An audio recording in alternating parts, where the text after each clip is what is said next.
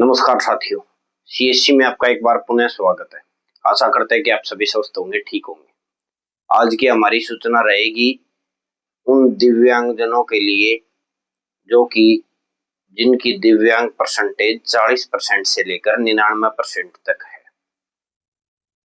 हरियाणा सरकार ने हरियाणा रोडवेज में 40% से लेकर 99% तक जो भी व्यक्ति दिव्यांग हैं उन सभी के लिए फ्री बस सुविधा कर दी है।